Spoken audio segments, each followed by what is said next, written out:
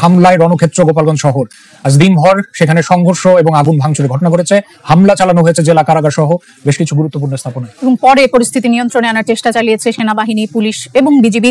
এখন পর্যন্ত 4 জনের মৃত্যুর খবর নিশ্চিত করেছেন গোপালগঞ্জ সদর হাসপাতালের আবাসিক চিকিৎসক। কোনোরকম উনি পিছন থেকে ফিরে ঘটনাস্থলে যেতে যাচ্ছে, কিন্তু আইন শৃঙ্খলা বাহিনীরা তাকে সান্ত্বনা দিয়ে বন্ধু বান্ধবরা নিরাপদ স্থানে নিয়ে যাচ্ছে।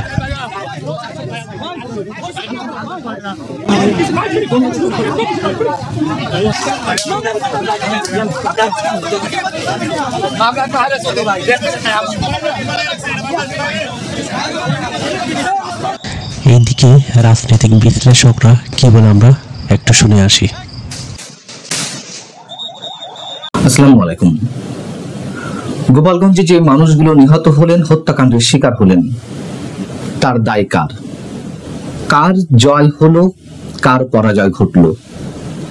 এই প্রশ্নগুলোর সঙ্গে সঙ্গে অবশ্যই এই কথা আমাদেরকে স্বীকার করতেই হবে, নিষিদ্ধ ঘোষিত ছাত্রলীগ এবং আওয়ামী লীগের নেতা কর্মীরা যে সন্ত্রাসী কর্মকাণ্ড ঘটিয়েছেন, যে হামলা ভাঙচুর করেছেন,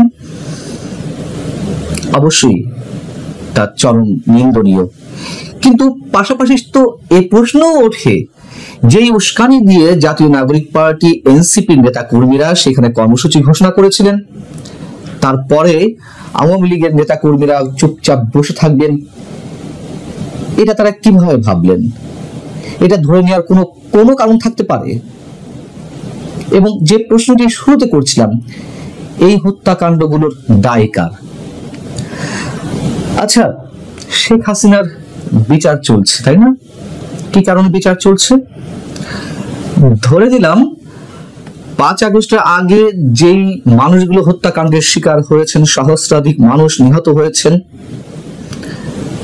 তাদের কেউই অন্য কারো গুলিতে নিহত হননি। যেই পেছনের পরিকল্পনার কথা জানা যাচ্ছে, যেই যুক্তরাষ্ট্রের প্লট নির্মাণের কথা জানা যাচ্ছে, স্নাইপার রাইফেল কাদের হাতে ছিল, ধরে নিলাম অন্য কারো গুলিতেই কেউ মারা যায়নি, সবাই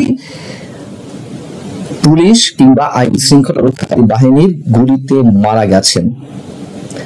সেই আইন শৃঙ্খলা রক্ষাকারী বাহিনী কার ছিল? শেখ হাসিনা সরকারের ছিল। তাহলে সেই গুলির নির্দেশ শেখ হাসিনা দিয়েছেন এবং নির্দেশদাতা হিসেবে শেখ হাসিনার বিচার কার্য চলছে। তাহলে প্রশ্ন হচ্ছে, এখনকার পুলিশ সহ আইন শৃঙ্খলা রক্ষাকারী বাহিনী কার? তারা তো আর শেখ হাসিনার নির্দেশে চলছে না, নিশ্চয় চলছে এই সরকারের নির্দেশে। এই সরকার কার? ডক্টর মোহাম্মদ ইউনূস সাহেবের। তাহলে এই যে মানুষগুলো হত্যাকাণ্ডের শিকার হলেন, কার নির্দেশে গুলি চালানো হলো? এখন তাহলে বিচার করতে হবে কার? যে মানুষগুলো নিহত হয়েছেন, সেই নিহতের খবর আমরা দেখলাম সন্ধ্যা 6:30 7টা পর্যন্ত কোনো গণমাধ্যমে এই সংক্রান্ত কোনো খবর নেই, কোনো অনলাইন পোর্টালে নেই, কোনো টেলিভিশন চ্যানেলে নেই। সন্ধ্যা 6:30 7টার দিকে একযোগে অনলাইন পোর্টালগুলোতে নিউজ হলো যে গোপালগঞ্জে সংঘর্ষে 2 জন নিহত হয়েছেন। কালের কণ্ঠ 3 জন লিখেছে, হয়তো আজকের পত্রিকা 4 জন লিখেছে। আমরা যেটুকু খবর পাচ্ছি, নিহতের সংখ্যা সম্ভবত এর চেয়ে আরো অনেক বেশি। দুপুর থেকে সংবাদ পাচ্ছিলাম যে কতজন নিহত হয়েছেন, কতজন আহত হয়েছেন, কিন্তু সেই 3টা, 3:30, 4টা থেকে কোনো গণমাধ্যমে কোনো খবর ছিল না। এতগুলো মানুষের দায়ভার, হত্যাকাণ্ডের দায়ভার কার? এবং কেউ কেউ হয়তো প্রশ্ন করতে পারেন, শুরুতে বলছিলাম যে আওয়ামী লীগ সন্ত্রাসী কর্মকাণ্ড ঘটিয়েছে বা ঘটাচ্ছিল, তাহলে কি পুলিশ বসে থাকবে? গুলি তো তাকে করতেই হবে।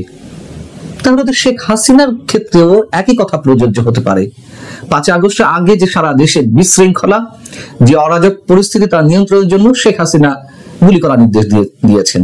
যদি দিয়ে থাকেন, যুক্তির খাতিরে তাই আসে। এবং ঠিক একইভাবে তখন মেট্রো রেলে আগুন দেওয়া, বিটিভি ভবনে আগুন দেওয়া, যে ভাঙচুর, এবং সেগুলো তো এখন স্বীকারোক্তি সরাসরি এনসিপি, জাতীয় পার্টি, শিবিরের নেতারা দিচ্ছেন, জামাতের নেতারা দিচ্ছেন। পুলিশ হত্যা করে ঝুলিয়ে রাখা কৃতিত্ব নেয়া নিয়ে প্রতিযোগিতা চলছে। তাহলে শেখ হাসিনা তখন গুলি নির্দেশ দিয়েছিলেন, যদি দিয়ে থাকেন তাহলে তো অপরাধ কিছু করেননি, তাহলে তার কেন অপরাধ, মানে তার বিচার হবে? আর যদি বিচার হতেই হয় তাহলে 16ই জুলাই যে হত্যাকাণ্ডগুলো ঘটলো আমরা স্পষ্ট দেখলাম যে গুলি করা হচ্ছে আইন শৃঙ্খলা রক্ষাকারী বাহিনীর পক্ষ থেকে। বিচার কি হবে এইগুলোর? যেমনটি আমরা প্রশ্ন তুলেছিলাম 16ই জুলাই ঠিক 2024 আজকের এই দিনটিতে আবু সাইদ হত্যাকাণ্ডের শিকার হয়েছিলেন, তাকে পুলিশ গুলি করছে, রাবার বুলেট ছুটছে, তখন তো আমরা পুলিশের বিচার দাবি করেছিলাম এবং সেই বিচারের সত্য ধরে, মানে দাবির সত্য ধরে শেখ হাসিনার বিচারও অনেকে করছিলেন। সরকার একটি বিবৃতি দিয়েছে, ঠিক 5 আগস্টের আগে শেখ হাসিনা সরকারকে যেভাবে দায়ী করা হয় যে এইভাবে মানুষ মরছে, সেই সম্বন্ধে একটি কথা উল্লেখ করা হচ্ছে না সরকারের বিবৃতিতে। শুধু মেট্রো রেল কিংবা বিটিভি ভবনে গিয়ে শেখ হাসিনা কাঁদছেন, তাও তো সেখানে আবু সাইদের কথা উল্লেখ করেছিলেন তিনি যখন সম্ভবত বিটিভি ভবনে গেলেন ক্ষতিগ্রস্ত বিটিভি ভবন পরিদর্শন করতে। কিন্তু সরকার যে বিবৃতিটি দিয়েছে সেখানে তো এই হত্যাকাণ্ড নিয়ে একটি শব্দও নেই, যারা নিহত হয়েছেন তাদের উদ্দেশ্যে কিছু বলেনি। কি বলা আছে সংক্ষেপে যদি একটু বলি, গোপালগঞ্জে যে সহিংসতা সংঘটিত হয়েছে তা সম্পূর্ণরূপে নিন্দনীয় ও অমার্জনীয়। শান্তিপূর্ণভাবে 1 বছর আগে বিপ্লবী আন্দোলনের বার্ষিকী পালন করতে আসা তরুণ নাগরিকদের উপর এমন হামলা তাদের মৌলিক অধিকার হরণের শামিল। এনসিপি মার্চ টু গোপালগঞ্জ ঘোষণা দিয়ে যে সমাবেশ বা সভার আয়োজন করেছিল, তারা কি মনে করেছিল যে গোপালগঞ্জ তারা দখলে নিয়ে নেবে, খুব সহজে গোপালগঞ্জে সভা সমাবেশ করে চলে আসবে, এর মধ্যে দিয়ে তারা প্রমাণ করতে পারবে যে গোপালগঞ্জ তারা স্বাধীন করে নিয়েছে? এই ধরনের পরিকল্পনা ছিল? মানে গোপালগঞ্জে যারা আওয়ামী লীগ, ছাত্রলীগ করেন 90 থেকে 95% মানুষ, তাদের সবাইকে আন্ডারমাইন করেছিলেন। করাটা কি ঠিক হয়েছে? তারা কি মনে করছেন যে তাদের খুব বিজয় হয়েছে, খুব সহজে মানে অন্তত সমাবেশটি করতে পেরেছে, তারা গোপালগঞ্জের বুকের উপর দাঁড়িয়ে বলতে পেরেছে যে মুজিববাদ মুর্দাবাদ, মুজিববাদ নিপাত যাক? এটি তাদের বিজয়?